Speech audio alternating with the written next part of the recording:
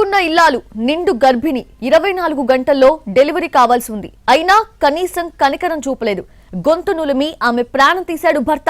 భార్యతో పాటు ఆమె కడుపులోని బిడ్డ ప్రాణాలు తీశాడు. ఈ ఘోరం విశాఖ జిల్లా మధురవాడలో జరిగింది.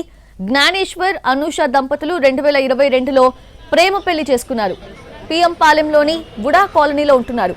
Scouts, Sagar Nagar view point దగ్గర 2 ఫాస్ట్ ఫుడ్ సెంటర్స్ నిర్వహిస్తున్నారు జ్ఞానేశ్వర్. ప్రేమించి పెళ్లి చేసుకున్నారు జ్ఞానేశ్వర్, అనూష దంపతులు. అయితే వాళ్ళిద్దరి మధ్య 2 ఏళ్లు తిరగకుండానే మనస్పర్ధలు మొదలయ్యాయి. అవి అగాధంగా మారి భార్యను చంపే స్థాయికి వెళ్లాయని సమాచారం. నిండు గర్భిణిగా ఉన్న అనూషను గొంతు నులిమి చంపేసిన భర్త జ్ఞానేశ్వర్, అనూషకు ఆరోగ్యం బాగోలేదని స్నేహితులకు సమాచారం ఇచ్చారు. వారొచ్చి బిగత జీవిగా పడి ఉన్న అనూషను హాస్పిటల్ కి తీసుకెళ్లారు. అప్పటికే అనూష మృతి చెందిందని వైద్యులు తెలిపారు. ఆమె మృతదేహాన్ని కేజీహెచ్ కి తరలించారు. భార్య అనూషను తానే హత్య చేసినట్లు పిఎం పాలెం పోలీసులు ఎదుట ఒప్పుకున్నాడు భర్త జ్ఞానేశ్వర్. దీంతో అతన్ని అదుపులోకి తీసుకుని ప్రశ్నిస్తున్నారు పోలీసులు.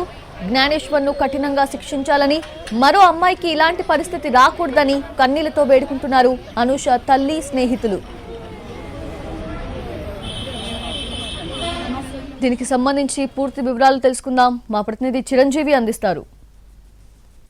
పోలీస్ స్టేషన్ పరిధిలో దారుణం చోటు చేసుకుంది. మరో 24 గంటల్లో డెలివరీ కావాల్సినటువంటి నిండు గర్భిణిని భర్త అనుమానంతో చంపేసినటువంటి ఘటన వెలుగు చూసింది. ప్రస్తుతం విశాఖ కేజీహెచ్ తీసుకురావడం జరిగింది. అయితే వీళ్ళకి 2 ఏళ్ల క్రితం పెళ్ళైనట్లు తెలుస్తుంది. తర్వాత 24 గంటల్లో అంటే రేపు ఈ టైంలో డెలివరీ కావాల్సి ఉండగా వాళ్ళిద్దరి మధ్య ఏదో జరిగినటువంటి గొడవలో ప్రస్తుతం అయితే ఈ ఘటన చోటు చేసుకుంది. మరి దీనికి గల కారణాలు కూడా తెలియాల్సింది. ప్రస్తుతం కేజీహెచ్కు బంధువులు కూడా చేరుకున్నారు. సరే, మృతురాలి బంధువులు ఉన్నారు, వాళ్ళతో కూడా మాట్లాడే ప్రయత్నం చేద్దాం. ఏం జరిగిందండి? ఎవరు చనిపోయిన? ఎవరు? ఏమవుతారు మీకు? నాకు అక్క అండి, మా అక్క, సొంత అక్క. ఏమైందండి, బాగానే పెళ్లి చేసుకున్నారు, ఇద్దరుని బాగానే ఉంటారు అనుకున్నాము. కానీ ఆడు నిన్న జాయిన్ అవ్వాల్సింది హాస్పిటల్లో, అది కూడా నైట్ జాయిన్ అవ్వకుండా చేసి ఆఫ్ చేయించాడు. నైట్ ఈ ప్లాన్ చేయడానికే చేశాడు, ఆఫ్ చేశాడు. కానీ నాకు జరిగినట్టు ఏ ఆడదానికి జరగకూడదు. కానీ మాకు ఏ ఇన్ఫ్లుయెన్స్ లేదు, ఏమి చేయలేము. ఆడ ఇన్ఫ్లుయెన్స్తోనే ఆ ధైర్యంతోనే ఆడిని ఏమి చేయలేరనే చేశాడు. కానీ ఆడిని మాత్రం వదిలిపెట్టకూడదు, సరైన శిక్ష వేయాలి ఆడికి.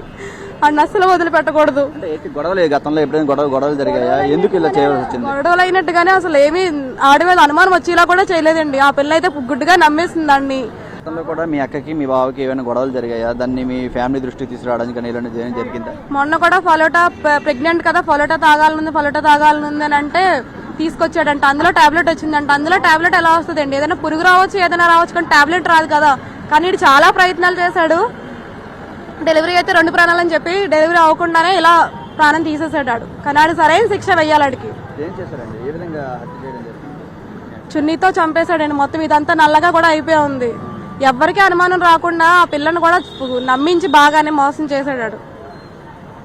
2 ఏళ్ల క్రితం ఈ వివాహం జరిగింది. అప్పటి నుంచి కూడా ఏదో విధంగా తనని చంపాలనే చూస్తున్నాడు. ఇప్పుడు 24 గంటల్లో డెలివరీ అవ్వాల్సినటువంటి నిండు గర్భిణిని చున్నీతో గొంతు అంతా కూడా నులిమి ఈ విధంగా హత్య చేశాడు. తర్వాత ప్రస్తుతం పోలీసులు ఎదుటి కూడా లొంగిపోయినట్టు కూడా తెలుస్తుంది. అయినప్పటికీ ఒక నిండు ప్రాణంతో పాటు మరొక బేబీ, అంటే జన్మనివ్వాల్సినటువంటి ఇంకొక బేబీని కూడా ఈ దారుణ ఘటనతో ఇద్దరు కూడా చనిపోయినటువంటి ఘటన చోటు చేసుకుంది. దీని వెనక అతను కావాలనే చేశాడు. గొడవ కూడా గతంలో ఉన్నప్పటికి కూడా ఇవన్నీ మనసులో పెట్టుకొని కక్ష సాధింపుల భాగంగానే ఈ విధంగా భార్యని చంపడం జరిగిందని వాళ్ళ కుటుంబ సభ్యులు అయితే ఆరోపణ చేస్తున్నారు. ఇటువంటి దారుణానికి పాల్పడినటువంటి ఆ వ్యక్తి ఎవరైతే ఉన్నారో భర్తని కఠినంగా శిక్షించాలని డిమాండ్ చేస్తున్నారు. కెమెరామెన్ సురేష్తో చిరంజీవి NTV, విశాఖ నుంచి.